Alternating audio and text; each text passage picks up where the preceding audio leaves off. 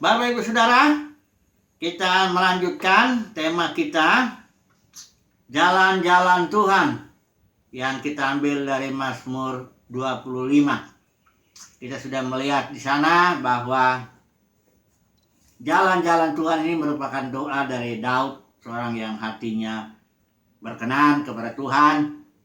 Ya, dia berdoa di ayat 4 khususnya, beritahukanlah jalan-jalanmu kepadaku ya Tuhan. Jadi jalan-jalan ini berbeda ya dengan kehendak Tuhan ya. Jadi ini jalan-jalan itu mode of action, itu artinya cara Tuhan bertindak lah ya. Jalan-jalan Tuhan itu terekspresi atau termanifestasi, kita sudah lihat dalam 3 hal, yaitu dalam hukum Tuhan, artinya keteraturan. Tuhan itu bertindak tidak sembarangan. Hari ini bertindak begini, besok begitu, tanpa aturan. Nah, sebab dia roh yang teratur, roh yang tertib. Jadi dia bertindak itu ada keteraturan, ada hukumnya ya. Dan kita tahu juga bahwa jalan-jalan Tuhan ini terekspresi dalam perjanjiannya. Jadi di ayat 25, di pasal 25 ini ada dibilang hukum Tuhan itu, ayat 9, yang membimbing orang-orang yang rendah hati, tapi menurut hukum ya, menurut keteraturan. Kemudian ayat 10 dibilang di situ, segala jalan Tuhan adalah kasih setia kebenaran bagi orang yang berpegang pada perjanjiannya. Jadi ada lagi ekspresi atau manifestasi dari jalan Tuhan itu adalah satu perjanjian. Kemudian ayat berikutnya, oleh karena namamu ya Tuhan ya, ampunilah kesalahanku sebab besar kesalahan itu. Jadi nama Tuhan ini juga salah satu ekspresi daripada jalan-jalan Tuhan ini ya. Kalau dalam perjanjian baru kita sudah tahu bahwa jalan ini adalah pribadi. I am the way, kata Tuhan Yesus. Jadi jalan ini sebenarnya adalah pribadi ya, dan ujung daripada pribadi itu juga pribadi ya. I am the way, no one goes to the Father except by me, kata Tuhan Yesus. Jadi akulah jalan dan tidak ada seorang pun yang sampai kepada Bapa. Jadi destinasinya, tujuannya juga Bapa, pribadi. Jadi memahami jalan-jalan Tuhan itu artinya memahami pribadi Tuhan sebenarnya, mengenal Tuhan secara pribadi. Nah, mari kita aplikasikan dulu jalan Tuhan ini, jalan-jalan Tuhan ini, yaitu hukumnya, perjanjiannya, dan namanya itu kepada kehidupan pribadi Daud. Kita mau belajar hari ini, karena Daud inilah yang sebenarnya menulis Mazmur 25. Di sini dibilang dari Daud ya. Kita mau belajar dulu. Mari kita belajar yang pertama mengenai hukum ya, keteraturannya ya. Ada banyak keteraturan Tuhan itu yang sudah kita bilang bahwa apa yang ditabur orang itu yang dituainya. Juga bahwa Tuhan itu melihat manusia, melihat penampilan, tapi Tuhan melihat hati. Ini pun keteraturan Tuhan juga ini ya. Juga yang kita sudah belajar bahwa segala sesuatu selalu mulai dengan benih ya. Baru ada proses pertumbuhan, baru dia jadi sebagaimana yang diharapkannya. Yang diharapkan ya. Dalam alam juga ya semuanya halus dari awal. Tidak ada yang instan, tidak ada yang simsalabim ya. Jadi semuanya harus suatu proses ya. Nah, Daud ini juga setelah dia dipilih, dia juga diproses oleh Tuhan ya. Jadi dia ini kita tahu anak Isai ada 8 orang laki-laki yang Nabi Samuel disuruh memilih ya. Karena ini Daud dipilih karena Saul sudah gagal karena dia menolak firman Tuhan ya. Jadi berjalanlah dulu 3 orang anak Daud ini yang penampilannya baguslah, katakan begitu ya. Kalau kita melihat ini bagaimana Daud pertama, Eliab. Nah, ini nama daripada anaknya Isai yang pertama ini. Samuel pikir ini sungguh ini orang yang dipilih Tuhan. Tapi Tuhan bilang bukan. karena manusia melihat apa yang di depan mata, tetapi Tuhan melihat hati. Ini 1 Samuel 16. Kemudian lewat lagi Abinadab. Tuhan juga bilang, Tuhan bilang bukan. Sama lewat juga bukan. Ya ini yang 3 nama itu udah jadi pasukan Saul ya. Udah besar-besar dia ikut perang yang menjadi pasukan, bagian dari pasukan Saul. Dan lewat 7 anaknya tuh Tuhan bilang bukan. Cari yang ke-8 ya. Oh ada sedang menggembalakan domba ya. Lewatlah Daud itu. Dikatakan di sini ya kemerah-merahan, matanya indah, parasnya elok. Lalu Tuhan berfirman, bangkitlah, urapilah dia, sebab inilah dia. Ya, jadi Daud ini dipilih semata-mata bukan karena penampilannya, walaupun memang dia elok dan sebagainya, tapi Samuel pun salah menilai. Dia pikir keteraturan Tuhan tuh, hukum Tuhan tuh melihat melihat penampilan ya, rupanya bukan. Ini harus kita ingat ya, hukum Tuhan itu. Manusia melihat penampilan, tapi Tuhan melihat hati ya. Yang berkenan di sini dibilang hatinya, nanti kita melihat bahwa Daud itu melakukan kehendak Bapa, bukan dia berkenan dalam hati dia sempurna ya. Tidak melakukan kesalahan, karena nanti kita lihat dia sudah jadi raja pun dia masih salah melakukan tindakan dengan Batseba itu. Jadi berkenan di sini itu adalah seorang yang melakukan ya, nggak melawan firman dia. Beda dengan Saul. Nanti kalau kita lihat Saul itu seorang yang penampilannya bagus, apa semua bagus, nggak melakukan banyak kesalahan seperti yang Daud lakukan. Sebenarnya ngeri juga selain Daud itu. Dia ngambil istri orang dan merancang pembunuhan untuk suaminya. Bahkan dia sempat hampir setahun menyembunyikan itu ya. Jadi ngerilah kesalahan Daud ini ya dibanding Saul ya. Tapi Saul melakukan satu kesalahan melawan otoritas firman. Ketika Nabi Samuel menyampaikan firman nggak ditaatin oleh Saul. Sementara Daud kalau datang firman Tuhan dia pasti taatin itu. Ya. Apapun firman Tuhan yang datang dari Nabi Nathan pun, teguran itu dan hajaran yang ampak itu dia terima. Dia tunduk kepada firman Tuhan. Jadi di sinilah kita tahu hati yang diperkenan di hadapan Tuhan adalah hati yang lembut dengan firman, enggak keras menentang melawan firman Tuhan ya. Enggak, dosa Daud ada, itu kelemahan moral ya.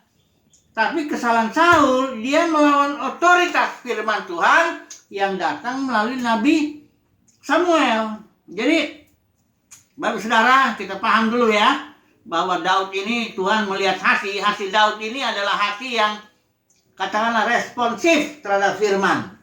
Ya, nggak melawan firman, nggak nentang firman. Dia punya kelemahan moral ya, tapi dia tidak melawan. Ketika firman datang, dia tunduk. Ya.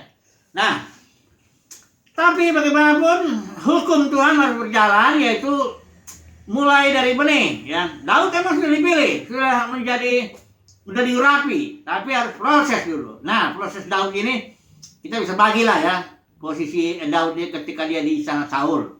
Jadi dia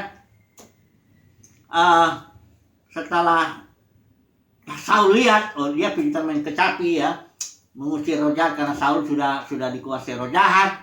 Jadi kalau roh jahat berkuasa gitu, Daud nyanyi ya, main kecapi dan Saul jadi lega. Dia udah Saul tuh senang lah sama Daud ya. Ini dia jadi pembawa senjatanya lah, kira-kira begitu ya. Nah, tibalah saatnya. Ini istilahnya nih keteraturan Tuhan yang pertama nih, katakanlah bulan madunya lah ya. Daud pikir kali kalau dia belum mengasih hukum Tuhan, dia pikir ini udah saya sebentar lagi nih jadi raja, kira-kira begitu ya. Tapi masih panjang ceritanya ini ya. Nah itu hantam Goliat di Daud. Nah ini awal mulanya Saul jadi benci sama Daud. Gara-gara Daud hantam Goliat, terus perempuan Israel bilang, oh Daud menghantam musuh ya. Saul beribu-ribu, kalau Daud laksa itu 10.000, jadi lebih banyak. Daud, di sini Saul iri hati ya, dia mulai Saul ini mengejar-ngejar Daud. Di sinilah proses pembentukan yang kedua. Daud dari gua ke gua ya, lari dari kejarnya nggak pelengkang, kadang-kadang 3.000 tentara Israel yang terpilih ngejar Daud ya, yang paling dia jumlah pengikutnya ada 600 orang ya. Dan dalam proses ini Daud melakukan kesalahan sekali ya, ketika dia pikir begini ya. Di sini ada dibilang daripada saya toh akhirnya jatuh ke tangan Saul, udahlah saya datang aja ke Filistin ya, kepada apa? Raja Gad ini orang Filistin. Jadi Daud lari ke situ ya. Nah, ketika Daud lari ke sana, ya memang aman, Saul nggak ngejar lagi ya. Tapi akibatnya di sini ada kisah Siklak ya.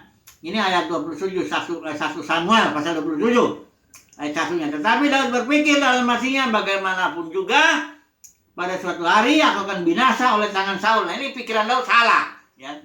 Karena Daud sudah diurapi, maka pasti dia akan jadi raja. Jadi Daud pikirannya salah.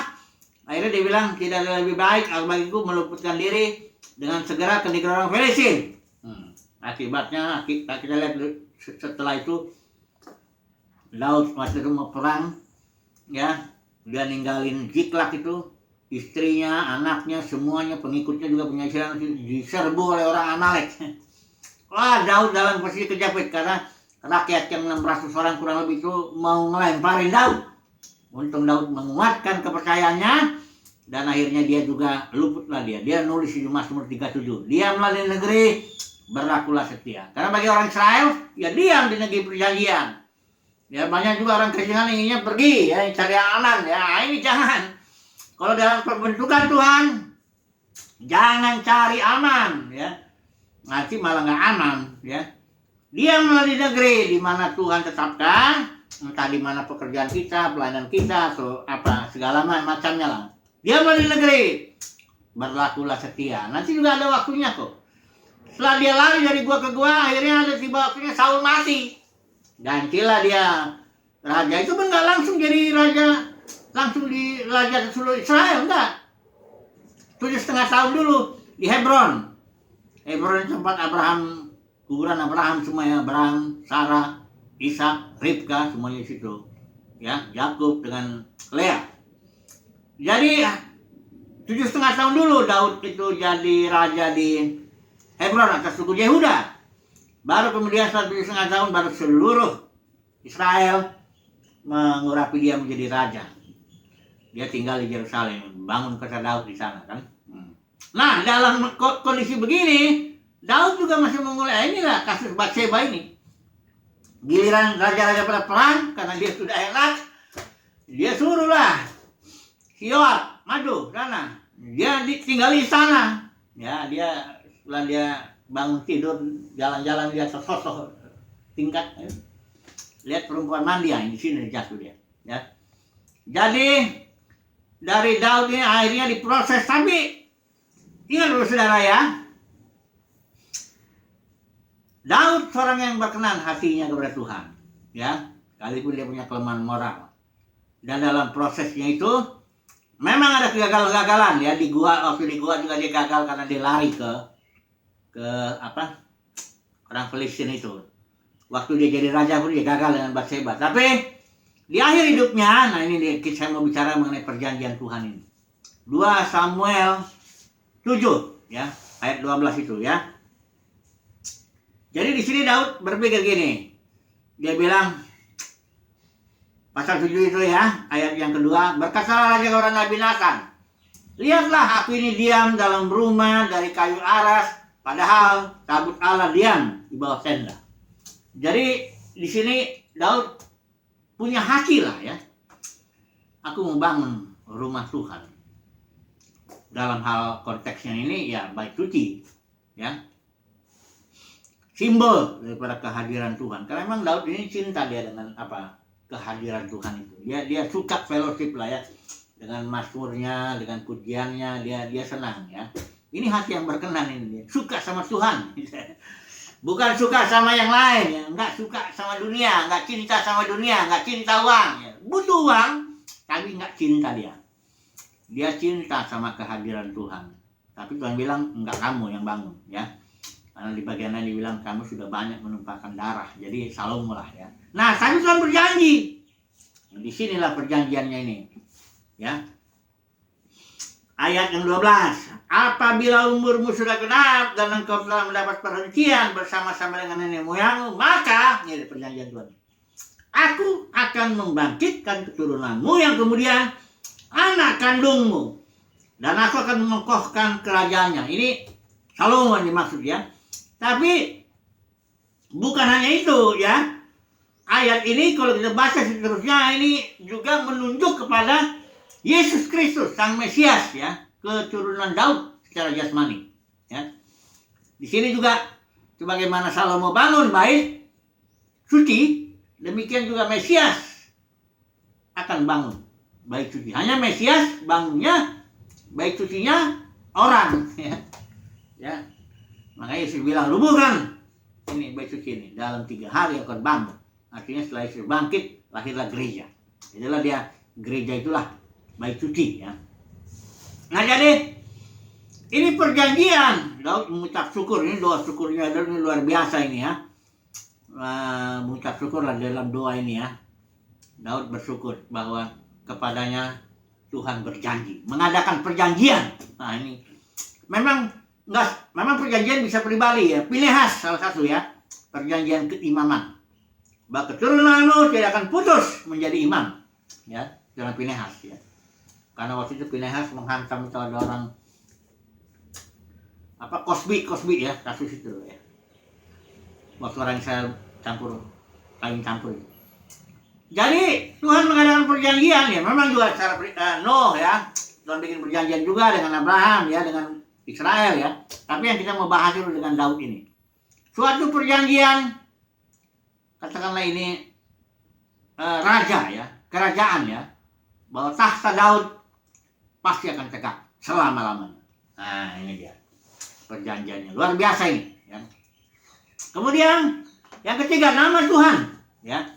2 Samuel 7 ayat 23. Ini Daud ini bilang, dan bangsa manakah di bumi seperti umatku Israel yang Allahnya pergi membebaskannya menjadi umatnya.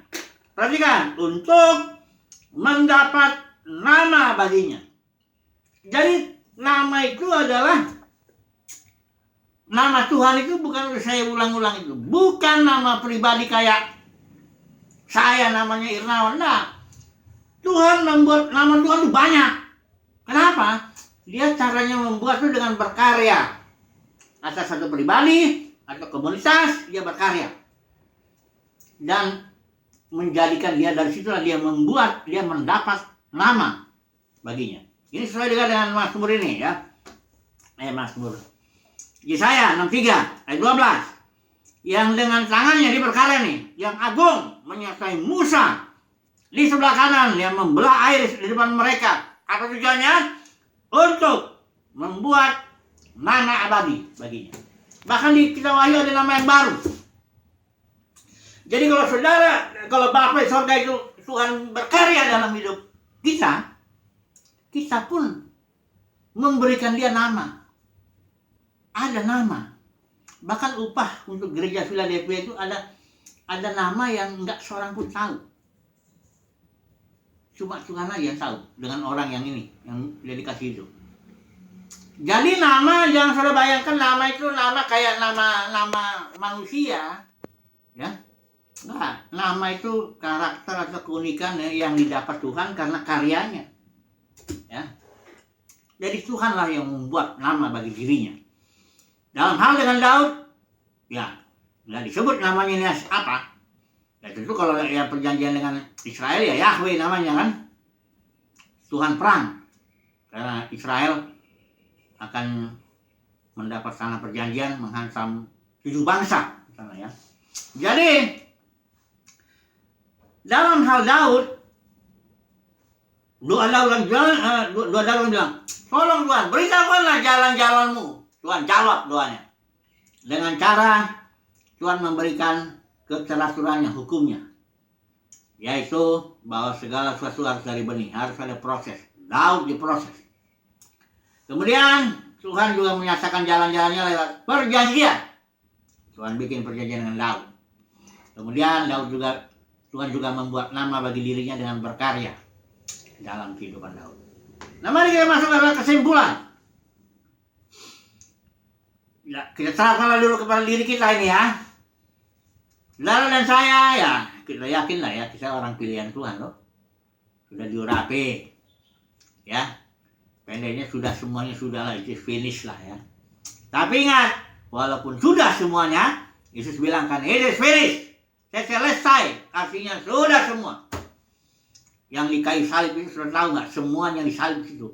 Mau dunia kayak, mau ciptaan lama kayak, mau manusia lama kita kayak, mau semua. Tuntas habis. Ketika bangkit, mulai yang baru. Ya. Pendeknya beres lah. Saudara sudah diberkati, saudara sudah diampuni, saudara sudah dipilih, saudara sudah diurapi. Tapi ya, ini ada tapinya. Kalau jalan-jalan Tuhan tetap harus berjalan. Hukumnya mesti berjalan. Saudara dan saya mesti diproses. Enggak langsung begitu. Simsalabim, jangan begitu lah ya. Insan itu yang enggak ada itu. Kemudian perjanjiannya. Kalau kita berhubungan dengan pastilah Tuhan memberikan suatu janji lah bagi kita kan. Entah janjinya itu secara pribadi berkaitan dengan keluarga, dengan pekerjaan, dengan pelayanan, semuanya ada janji Tuhan. Ya. Tapi ingat ya, kalaupun janji tetap ada hukum, ada proses ya, setelah Tuhan. Kemudian pastilah Tuhan punya nama. Karena dia berkarya dalam hidup saudara, ada nama Tuhan. Kalau saya namanya, saya menyebut Elohim bangsa Patmos. Itulah nama Tuhan, nama yang saya berikan kepada Tuhan karena karyanya dalam hidup saya. Ya ada ceritanya lah itu kan. Tapi intinya kesimpulannya bahwa jalan Tuhan pasti melalui hukum, peraturan, melalui perjanjian, dan dengan nama Tuhan. Ini Daud ya, besok kita akan pelajari barangkali Ayub. Tapi prinsipnya, saudara lihat, pasti nanti ada hukum, perjanjian, nama. Ya, oke, haleluya, puji Tuhan, amin.